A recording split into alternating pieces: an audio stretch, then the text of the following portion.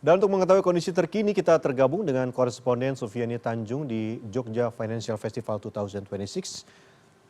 Selamat siang Sufi, apa saja kegiatan yang sedang berlangsung dan apa saja nanti akan dibahas di sana?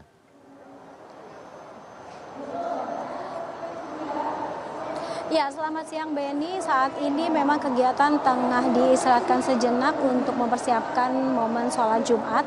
Namun sebelum istirahat ini, kita baru saja menyaksikan salah satu rangkaian acara dari Jogja Financial Festival 2026, di mana rangkaian tersebut merupakan one-on-one financial talk yang dipandu oleh founder dan juga chairman dari CT Corp, Bapak Khairul Tanjung, yang menghadirkan Menteri Keuangan Purbaya Yudi Sadewa, di mana dalam diskusi yang menghadirkan Menteri Keuangan tersebut kami bisa melihat antusiasme dari para peserta di dalam Jogja Expo Center ini untuk mendengarkan secara langsung bagaimana sesungguhnya kondisi perekonomian Indonesia dari point of view atau kacamata dari Menteri Keuangan Indonesia. Dan memang ada beberapa poin yang bisa kami tangkap dari paparan yang disampaikan oleh Pak Menkyu begitu ketika Pak Khairul Tanjung mengajukan sejumlah pertanyaan mengenai kondisi perekonomian Indonesia. Salah satunya adalah mengenai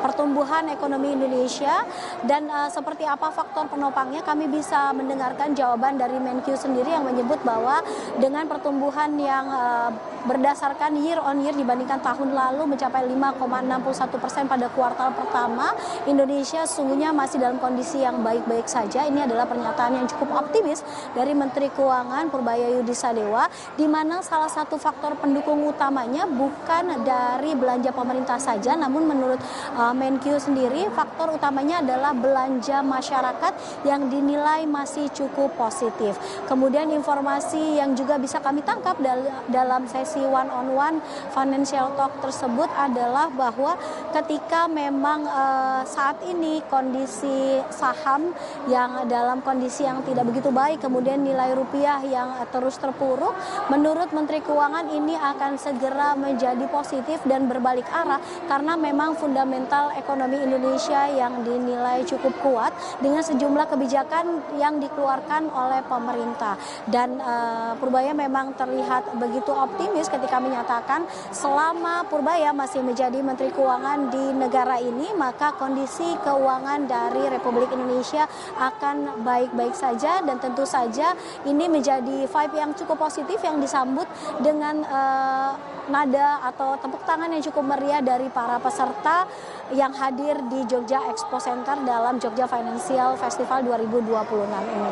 Nah, sebelum sesi one-on-one financial talk, kita juga menyaksikan acara pembukaan yang berlangsung cukup meriah. Kemudian juga terdapat sejumlah petinggi serta orang-orang yang cukup penting yang memberikan informasi mengenai pentingnya inklusi serta financial literasi bagi masyarakat. Apalagi memang kegiatan seperti ini memang sudah digelar untuk ketiga kalinya. Pertama di Surabaya dan Medan, dan untuk ketiga kalinya di Yogyakarta ini dianggap sebagai lanjutan yang bernilai cukup penting dan signifikan agar bisa memberikan informasi seluas-luasnya mengenai sektor keuangan kepada masyarakat.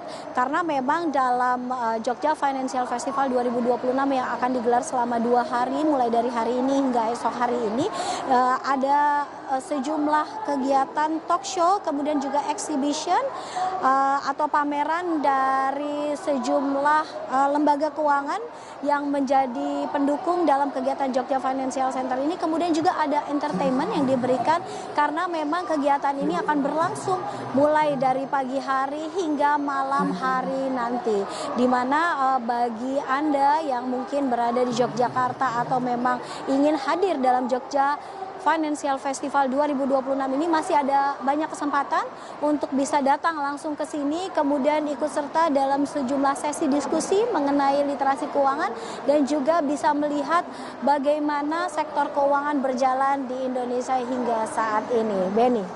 Baik Sufi, kita harapkan semoga Jogja Financial Festival ini bisa menjadi hal yang baik, terutama bagi peserta yang kebanyakan adalah mahasiswa, untuk semakin terbuka untuk mengatur keuangan mereka sejak usia dini. Terima kasih banyak Sufi atas laporan Anda. Selamat bertugas kembali.